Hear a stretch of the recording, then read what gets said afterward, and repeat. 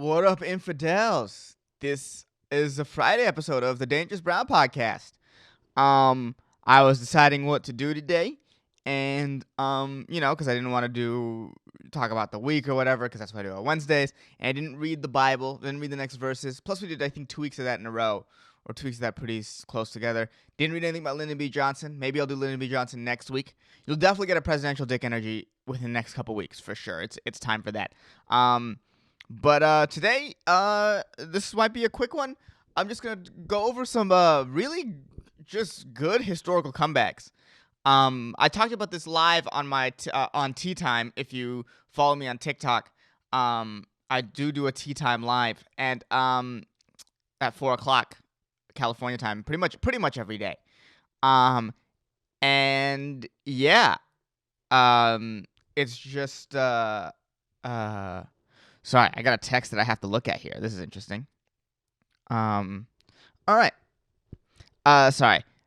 Just trying to get shows all set up. You know how it is. I will be at the Alameda Comedy Club next Friday, Saturday, hosting for Laura Bites and my boy Matt Lockwood. So come out if you are there.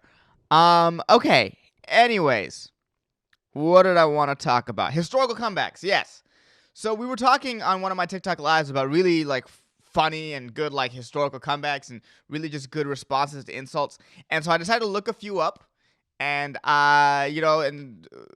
talk about the ones that I've heard and maybe a little backstory of some of them. So yeah, this might be a little shorter of an episode, but let's get into historical comebacks. All right. So the first one is between two British Parliament members in the 1700s. Both of them named John Montagu and John Wilkes. And here's the interaction.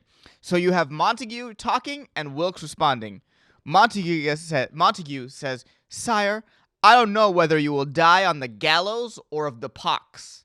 And Wilkes says, "That will depend, my lord, on whether I embrace your principles or your mistress." I mean, off the bat, as far as historical insults goes, that is A1. That's very quick-witted. That's very, I can imagine a whole room filled with stuffy British Parliament members going like, ooh, that one's just too good. That one's just too good. Wilkes, I imagine Wilkes dropped whatever version of a mic they had. What do you even say to that if you're Montagu? There's no way there's a comeback, right? If someone says it to you, you just go, damn. You got me. You got me. Montagu Wilkes. What a battle. What a battle. It's so good that someone had to write it down and be like, listen to this. Check this one out. This is pretty good. That's pretty damn. That's good to the point where I hope that I get to use that on somebody one day. I hope I end up in that situation where I can say, well, it depends if I embrace your principles or your mistress. Man, I don't know whether you'll die of the gallows or the pox. That depends, my lord, on whether I embrace your principles or your mistress. That's, incredibly funny. Incredibly funny. If I saw that on a TV show today, I would laugh. That is transcendent humor. It transcends the age, And at the end of the day, if I write one joke in my career that lasts that long, I will have been beyond happy. Beyond happy. Insane stuff. A little bit of background though, because I looked them up, and this is just sort of interesting. Montagu, the guy who got epic burned, he is actually the Earl of Sandwich, and that's the dude that invented the sandwich. So at least after he got his ass verbally handed to him, Montagu had at least comfort food that he invented. It's so crazy to think that the sandwich was just invented at one point. That no one really had, because it's just such a a building block meal. PB&J, that's a sandwich that kids have. You know what I mean? It's I don't want to cook anything. Well, I could just make myself a sandwich. It's such a basic meal that it's crazy. Before, like, the 1700s, people were like, well, we have bread, we have meat, we got to eat them separately. And I know I was like, we should put them together between two pieces. We should put a bunch of meat in between two pieces of bread. And there was many stories as to how this came up. One, Montague was a Navy guy, so he was just busy at his desk, so that's how he would make his food, so he can have all his food at once. And the other being that he was a obsessive gambler, and he didn't want to leave the gambling table, or the poker table, whatever they gambled. I don't know if they played poker. And so he would just, at the table, he would just combine all his food into one. And then the other gamblers would be like, well, I want that. And that's how the sandwich came to be. The sandwich came through either war or gambling. It is a vice food. Weird, huh? Weird. This building block of the human diet, I would say, at least the American diet. This is a building block of an American diet. Came through gambling or war, which is pretty American, actually. It's very funny that it was made by a British guy. Interesting. Wilkes hated, Montague, the Earl of Sandwich, had a personal vendetta against Wilkes. He eventually led the charge on Wilkes. He kicked Wilkes out of Parliament because Wilkes wrote a pornographic poem, which is, hilarious, which is a great way to get kicked out of Parliament. Considering now that you can't get kicked out of American government for causing a coup, at the time to, get out of to get kicked out of a parliament for writing smutty poems is pretty funny. Like, how pornographic could a poem be, really? Roses are red, violets are blue. Let me suck on them titties, girl, and bust all over you. Sure? Sure. I guess kick me out of parliament for that, Like, how insanely pornographic must that have been? By 1700 standards, so maybe they were like, she doth showed her ankle, and the parliament was like, oh my god, I can't believe anyone wrote that. I don't know. Maybe I'll look up the poem. You know what? Let me see if I'm just gonna Google right now John Wilkes pornographic poem. Let's see what happens. John Wilkes. This is a very risky Google search, by the way. Pornographic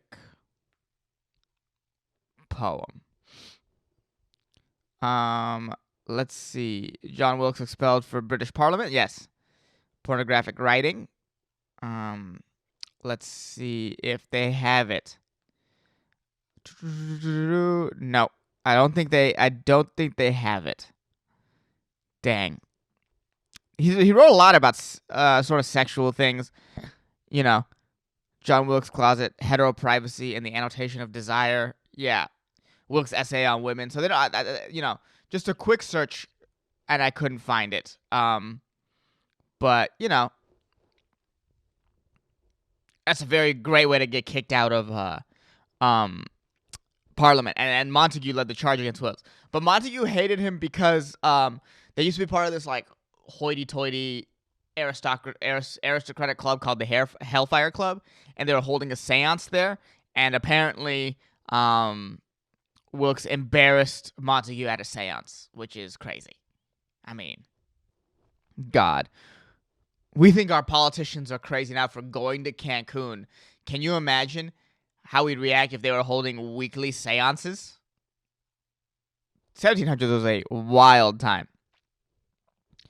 And Wilkes was a controversial guy. He had once dueled another person that he had beef with. He was a dueler. There was a time when politicians dealt with each other the same way 90s rappers dealt with each other. Let's talk shit and then shoot each other. Wild. You know how people go, oh, I miss the old rap. When they would, beef with each other and shoot each other, and it was hard, and for some reason people miss that because nostalgia or whatever. I miss this when politicians would what happens now? Oh, Pelosi, I won't vote with you. Fine, sure. But man, Pelosi, let's meet at the Capitol steps at noon and take 10 paces and shoot first, and we'll see who's the better person. That is a politics that would be pretty entertaining to watch. Pretty entertaining to watch. But yeah, that's Montague Wilkes. That's a good one. Next historical comeback. Abraham Lincoln was once called two-faced, and the way Abraham Lincoln responded was, if I had two faces, do you think I'd be wearing this one? I mean, yo, I love it's a good self-deprecating burn, because it makes fun of himself, but it's also telling the other guy that he's an idiot. You know? Like, hey, do you think I would choose this face if this was one of my faces? Hilarious. It's self-aware, because, I mean, Lincoln is a weird-looking guy. Lincoln looks like if Dracula wanted to free the slaves. That's what Lincoln looks like. Really take a look at he's like got cheeks.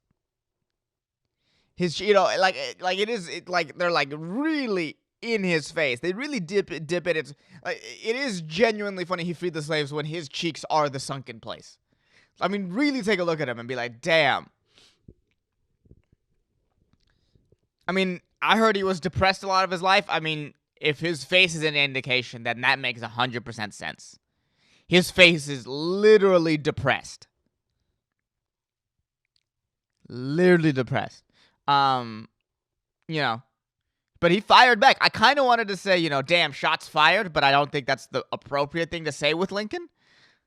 You know, just judging by the fact that, you know, well, you know why you can't say shots fired with Lincoln. By the way, I just wanted to quickly mention, it's beautiful outside, but again, they're still working out there, so I'm stuck inside for maybe even another 2 weeks.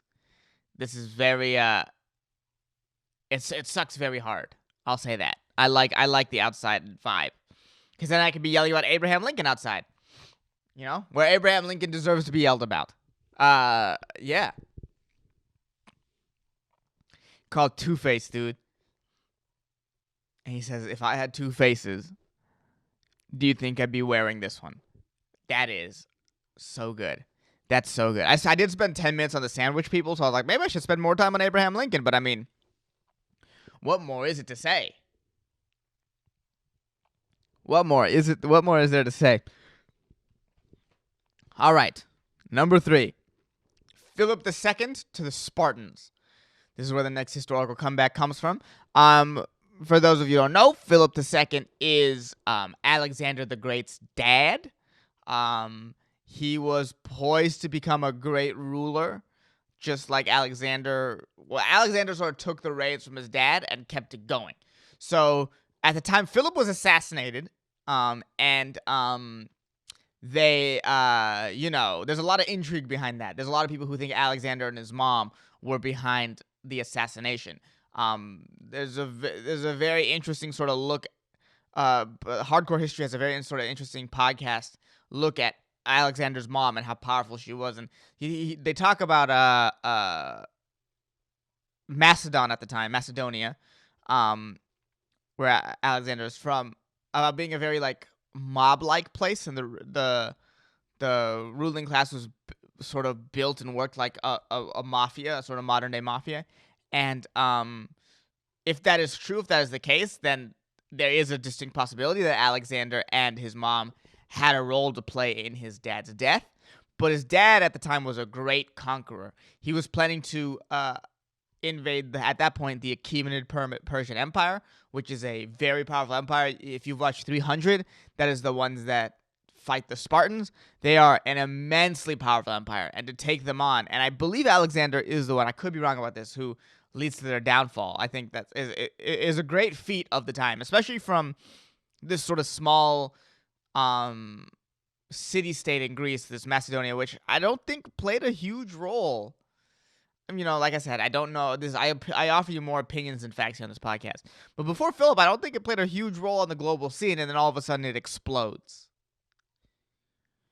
And it gives you one of the most famous, quite possibly greatest rulers of all time, arguably the greatest rulers of all time, in Alexander the Great, Philip's son. And so here, Philip is the beginning of this huge and glorious empire that we talk about and we know about still today. I think if you were to go anywhere in America and be like, "Have you heard of Alexander the Great?" People would be like, "I've heard of Alexander the Great." And it starts with Philip. Philip is his dad, and Philip conquers a lot of the neighboring Greek city-states. He conquers Athens. I believe he conquers Thebes. I could be wrong about that. Before, expanding outward to sort of non-Greek empires. And Philip wants to conquer the Spartans. And he sends a letter to the Spartans and says, "Should I come as a friend or a foe?" And the Spartans say, "Neither." See, the Spartans don't fuck around. You saw in 300, they stood up to the Persian Empire. That's a great empire. And they stood up to Philip. But that's not even the best response that they give Philip. That's just the first response that they give Philip. Philip, mad that the Spartans are dragging their heels, sends them another letter. He says, "You are advised to submit without further delay. For if I bring my army into your land, I will destroy your farms, slay your people, and raze your city." Strong words. And the Spartans reply, If.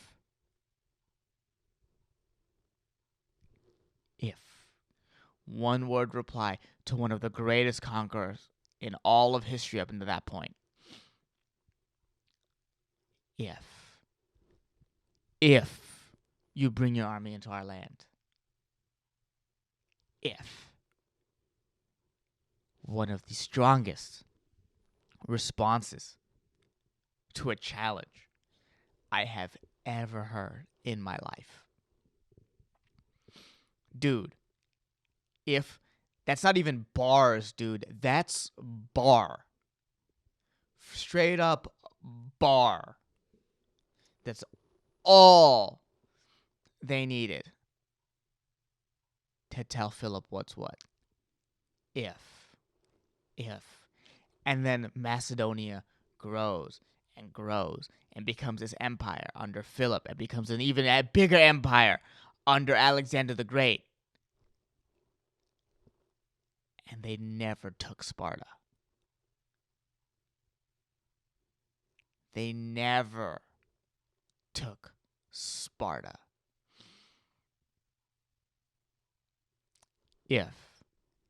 If sometimes words are much more powerful than action. Now, don't get me wrong, the Spartans obviously, they could fight. They were a fighting culture, but still. What an insanely great comeback.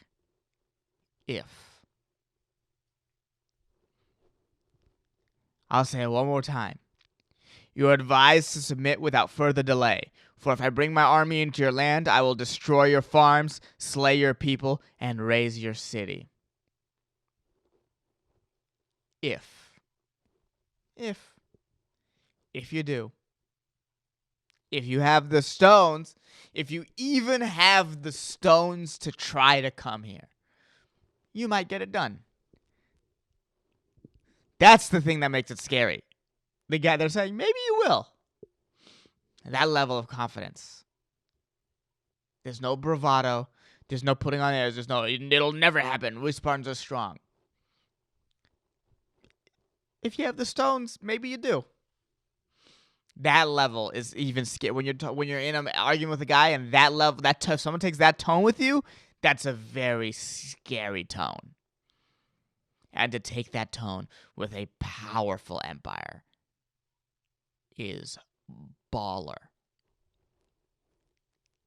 If.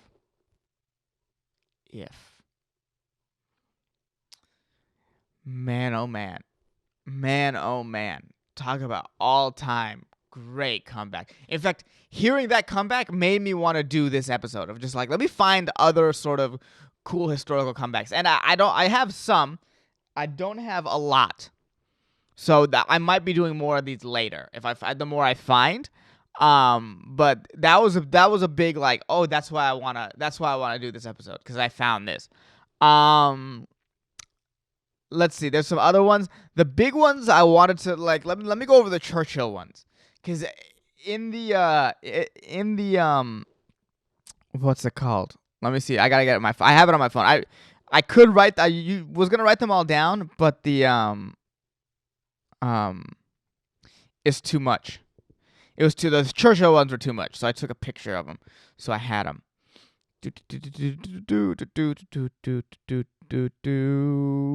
All right, here we go. We have one, two. Let me see how much I have. 1, 2, 3, 4. All right, here are the four ones. Here are the four Churchill ones. Ready? Here we go. Member of British Parliament.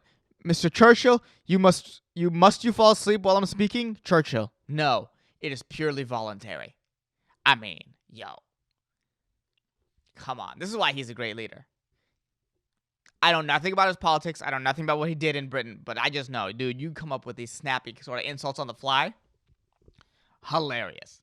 Hilarious, dude. Come on. To do this to somebody, that's rough. All right, here we go. Bessie Braddock. Winston, you are drunk, and what's more, you are disgustingly drunk. Churchill, Bessie, my dear, you are ugly, and what's more, you are disgustingly ugly. But tomorrow I shall be sober, and you will still be disgustingly ugly. Damn, dude, my man's Churchill ain't no simp, homie. Can you imagine the amount of backlash a politician would get if they said that now, even if it was true? That is insane to say. I wish I had the balls to say that to somebody, to another just another human being, let alone a woman. Man, the simp part of me, I don't know. Jesus, that is incredible to say. I wonder who is Bessie Braddock? I am curious. I'm trying to see who she is. Bessie Braddock. Let's see if there's a. Oh, well, no, it's Eddie Braddock. What? I spelled it wrong. Well, Google doesn't automatically connect me to her name. Bessie Braddock, British politician. Images. Well, I'll say this. She's not terribly attractive. I think a part of what makes that,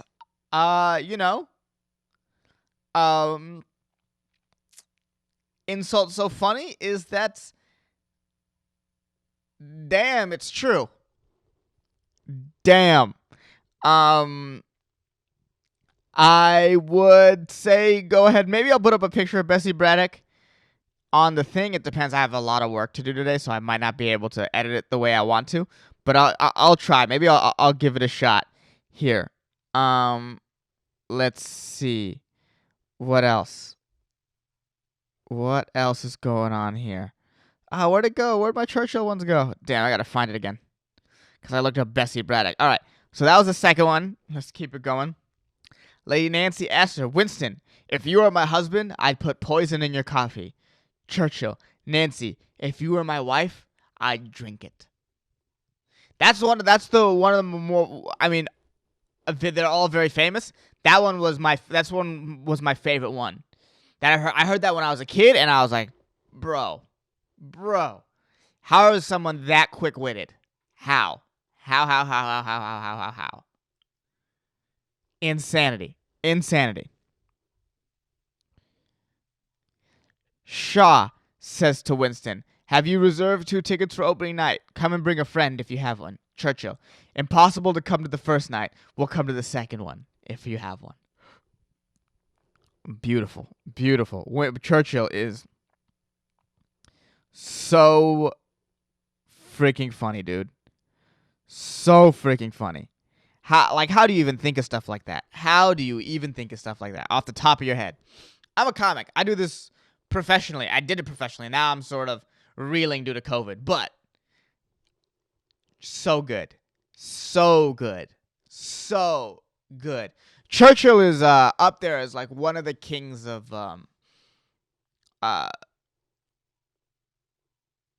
insults, historical insults. I think those will last for a while. That's up there. That's up there with, you know, the sort of sandwich guys I said earlier. All right. I just got a couple more. And then I'll do this some other time. I'll look up some more good historical insults because I enjoyed this. This was fun. As I'm reaching 30 minutes in, I really enjoyed this. One of them is Gandhi. What do you think of Western civilization? And Gandhi says, I think it would be a good idea. Solid. I mean, just a burn on the West, you know? Because the West, as someone who grew up in the West and is definitely like, yo, go West, the West, it does view itself as better than. Right? And maybe, you know, because historically the West has sort of controlled the narrative of history. I don't know, maybe because I'm in the West, I feel that way. So, but the West definitely views itself as mighty ever since the ancient Greek, which is like the first of the West. You know, we're like high-minded, and we have these principles of democracy and representative government, and that we're better than everyone, and we're a beacon on a hill and a light to the rest of civilization. Come, be like the West. We are the best. West Coast, best coast. The West has that energy to it. And so for Gandhi, this sort of huge, monumental figure, in fighting a Western empire, to say those words, you know, the West needs to be reminded that, you know, it ain't all that. The East, especially stuff like China and Asia, those are enduring civilizations. China and India have been around forever. China even more so. But the East is nothing to be trifled with. Nothing to be trifled with. And they have their own views of us. And if I had to guess, they might be like, especially with let's keep it in like the sort of the Chinese and the East Asians, they might view Western civilization, I could be wrong, as, you know, annoying. Constantly touting your own horns as the best. When look at this enduring civilization, this collective society that's it definitely existed for way longer than like a lot of Western civilizations. So, you know, just to hear that, like sometimes, you know, the West needs to be taken down a peg. Get off its high horse a little bit. And for Gandhi to say that is pretty good. It's pretty good. Also, like, I don't know, I'm just like, go Gandhi, home team, you know? I'm not even Indian, but like, same skin color. Same part of the world that ancestry is from. Go team. Go team. Yes. So, let's see. One more. So this is said in the 1800s by the Speaker of the House at the time, Thomas Reed, who, as I was reading up on him, I was like, damn, it's crazy to see how many great senators, or not great, you know, because I don't know if he's a good guy, but I would say important senators that we don't know about, that like, Thomas Reed was a senator for a while, and he was a congressman for a while. He was the Speaker of the House, you know? And a Democrat says to him, I would rather be right than be president. And Reed says savagely, the gentleman need not trouble himself. He will never be either. Hilarious. And, you know, it says a lot that Reed is, you know, I found Reed's name and saying that the Democrat, I don't know his name. And the quote, I'd rather be right than be president, was actually a quote from an earlier great senator by the name of Henry Clay. Henry Clay was one of the, you know, they called it the Great Triumvirate of senators, like three senators that like really sort of got a lot of work done in the U.S. It's Henry Clay, Daniel Webster, and John C. Calhoun. This is in the early to mid 1800s. So Reed was Speaker of the House, I believe, in like 1880s, 1890s. So this was, you know, so the Democrat quoting Henry Clay saying I'd rather be right than be president really is like an interesting thing, because Clay never was president. Obviously, you've never heard of Henry Clay, or a lot of people have never heard of Henry Clay, but he ran for president 6 times. So I don't know what that has to do with the quote or what that has to do with the situation. I just found it interesting. That yeah, but that's a great one. I would rather be right than be president. The gentleman need not trouble himself. He will never be either. All right. So those right here are some of great historical insults. I will do this later, some other time, because I enjoyed talking about them. My favorite one is definitely the Spartans to Philip, just because the weight of that I can still feel. And the other ones are funny. The Churchill ones are funny. The I'd rather, it depends on if I embrace your principles or your mistress. All time funny, but the if is powerful. Everyone on here, the Lincoln one I read, that was the Gandhi one. They were funny. The if was a challenge, a one-word challenge. Like I said, bar. The Spartans had bar. Yeah, but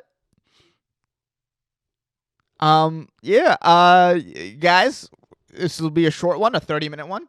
If you like the episode, please, guys, the sleeper cell is small, but it is growing. Tell your friends.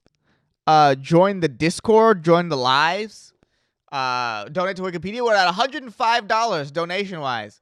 They're trickling in, man. They're trickling in.